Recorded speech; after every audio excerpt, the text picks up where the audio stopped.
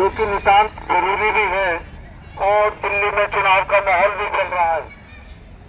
हम एक नई राजनीति की शुरुआत करने आ रहे हैं और वो राजनीति इस तरह की है कि अब राजनीति ना करो, राष्ट्रभक्ति करो, राजनेता नहीं जनसेवक चुनो। हमारा आपसे कहना है कि ये लोग चुनावों के अंदर बड़े बड़े वायदे करते हैं। ध्यान से सुनिएगा, मेरी बात 2 मिनट दे दीजिए बस। ये लोग चुनावों में बड़े बड़े वायदे करते हैं, बड़े बड़े चुनावी घोषणा पत्र देते हैं।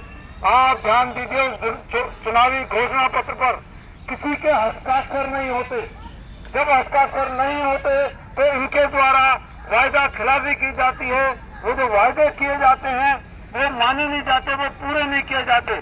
हर चुनाव के बाद जनता अपने आप को ठगा सा महसूस करती है। वो सोचती है इस बार हमने चेहरा बदल दिया, पार्टी बदल दी, अब हमारी समस्याओं का समाधान हो जाएगा।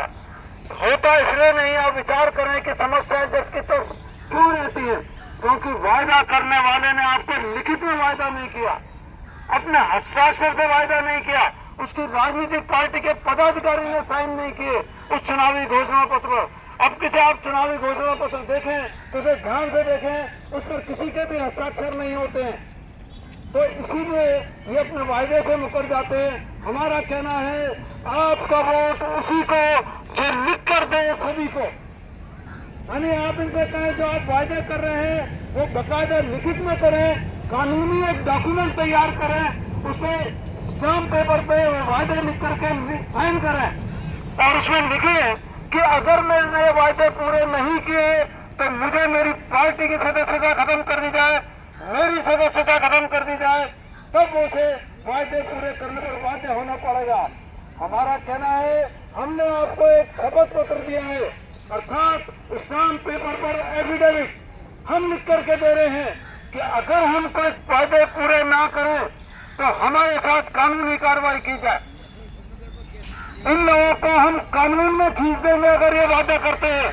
अगर ये शपथ पत्र देंगे तो हम इन्हें और वायदे पूरे नहीं करेंगे तो उस शपथ पत्र के आधार पर हम इन पर कानूनी केस कर देंगे। तो साथियों, एक नया परिवर्तन हम लाने जा रहे हैं जिसमें आदमी गैर कानूनी संपत्ति अर्जित नहीं करेगा। दूसरा काम यह है कि ये बिना जनता से पूछे, जनता से वोट तो ले लेते हैं लेकिन जब पार्टी बदलनी होती है तब ये जनता से नहीं पूछते।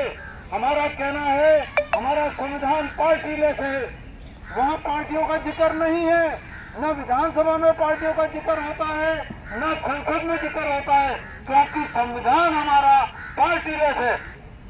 तो ये पार्टियां अगर ये करते हैं तो मैं जब जानूं इन्हें जब ये हमारी पार्लियामेंट में अपना झंडा लेके चले जाए, अपने बिल्ले लेके चले जाए, अपने पटके लेके चले जाए। ये नहीं जा सकते क्योंकि ये उस टाइम सरकारी जनसेवक कहलाते हैं, सरकारी नौकर कहलाते हैं, इन्हें तनख्वाह सरकार से मिलती है।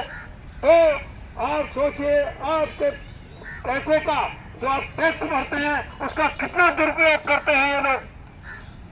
ये हमारे जनसेवक है, ये राजनेता नहीं है। इनके आगे चरण मत झुकाइए, अपना सिर मत झुकाइए इनके चरणों में।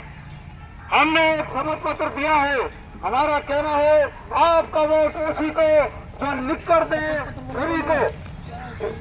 ये शपथ पत्र मैं आपको दिखाता हूँ, अगर आप पढ़ना चाहें आप पढ़ सकते हैं कि हमने ये शपथ पत्र दिया है कि जब कभी भी आय से अधिक संपत्ति पाई जाए तो हमें कानूनी कार्रवाई की जाए। अगर हम पार्टी बदले तो कानूनी कार्रवाई की जाए। जनता का अगर हम जनता के बीच में जो चुनाव होता है, अगर प्रतिनिधि बिना जनता की राय लिए और वो पार्टी बदल देता है तो बड़ा क्लियर है कि उसने जनता को धोखा दिया है, फिर तो चुनाव कराना भी बेकार है। तो साथियों, आप मनोरंजन कर रहे हैं, हमारी बात पे भी गौर फरमाइए। आप किसी भी पार्टी के अंधभक्त नहीं बनिए।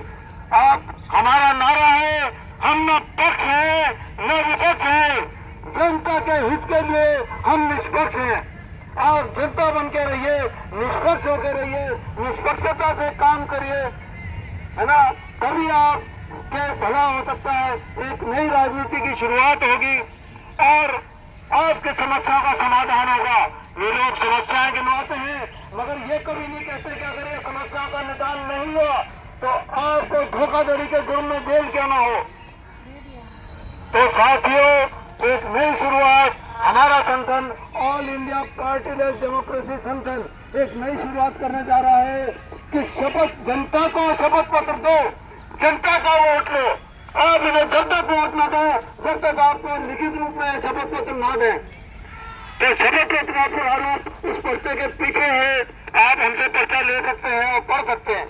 तो धन्यवाद साथियों, मेरे साथ साथ आप एक नारा दीजिए, जय जनता की, जय जनता की। आप इन नेताओं के जयकारे लगाने बंद करिए। ये नेताओं के जयकारे लगाते लगाते इनके नतमस्तक होते होते हमारा ये हाल हो गया है। तो अब नारे लगेंगे तो जनता के लगेंगे। जनता मालिक थी, जनता मालिक है, जनता मालिक रहेगी। ये लोकतंत्र है, लोकतंत्र का मतलब ही तो लोगों का तंत्र है। तो आप अब इन बातों को करिए, इन बातों को इनसे पूछिए। आप वोट लेने मांगने आए, आप इनसे कहिए तो वायदे आप कर रहे हैं, हमें लिखित में साइन करके दीजिए, एक लीगल डॉक्यूमेंट दीजिए हमें, तब हम फंसा देंगे नहीं अगर ये पूरे नहीं करेंगे। तो साथियों, हम जैसे लोग जो बिल्कुल निस्वार्थ समाज सेवा करते चले आ रहे हैं, मैं इस क्षेत्र में जन्मा, इस क्षेत्र में पला बड़ा हुआ हूँ, ये क्षेत्र मेरी कर्म भूमि रहा है, मैं कोई पैराशूट कैंडिडेट नहीं हूँ। आपको यहाँ पर 2 कैंडिडेट दिए गए जो पैराशूट कैंडिडेट थे। मेरा इनसे पूछना है कि पूरी लक्ष्मीनगर विधानसभा में कोई पढ़ा लिखा समझदार योग्य आदमी इन्हें मिलता नहीं है, ये पैराशूट कैंडिडेट क्यों ला देते हैं। तो साथियों, ऐसा ही होता रहेगा अगर आप घर में बैठे रहे, घर में सोते रहे, ये फ्रीबीज बांटते रहेंगे। फ्रीबीज, जब भी जिक्र होता है फ्रीबीज का, आप उनसे पूछिए ये फ्रीबीज कितने लोगों को देंगे, उसमें कितना बजट खर्च होगा, दिल्ली सरकार का बजट कितना है, आप कितना पैसा देंगे। जब ऐसे प्रश्न करना शुरू करेंगे, उनकी नीचे की जमीन खिसक जाएगी। आपको ध्यान है, एक प्रदेश में किसी ने कहा था मैं लैपटॉप बांटूंगा, आप हैरान होंगे, और 50,000 भी लैपटॉप नहीं बटे और अगले ने राज्य की सत्ता पाली, जबकि वहाँ पर स्टूडेंट 5 लाख से ऊपर स्टूडेंट था और उसे लैपटॉप का वायदा करके लैपटॉप दे भी नहीं और सत्ता हासिल कर ली। तो आप फ्रीबीज के चक्कर में ना पड़े, फ्रीबीज के चक्कर में आम जनता को भिखारी बना रहे हैं। और जो इंफ्रास्ट्रक्चर डेवलप होना है, एक होड़ भी लग गई है इन लोगों में। एक ने कहा 2100 दूंगा, तो दूसरा कह रहा है 3100 दूंगा, तीसरा कह रहा है 5100 दूंगा। आप हमारे टैक्स के पैसे को, हमारी मेहनत की कमाई को इस तरह से लुटा रहे हैं, यानी जिसको जरूरत है उसको वो पैसा मिल नहीं रहा और जिसको नहीं जरूरत है वो उस पैसे को ले जा रहा है। कहीं ये स्पष्ट नहीं है कि ये किन किन महिलाओं को 2100-3100 देंगे। एक महिला जो नौकरी करती है वो भी 3100 ले जा रही है और जो बेरोजगार है वो भी 3100 ले जाएगी। तो सर, अब इन बातों पे सोचना होगा, इन पे काम करना होगा। आओ मिलकर बदले राजनीति की दशा और दिशा, आओ बदले, मिलकर बदले राजनीति की दशा और दिशा, करे पार्टीबाजी का अंत, आओ मिलकर कदम बढ़ाए, पार्टी लेस डेमोक्रेसी अपनाए।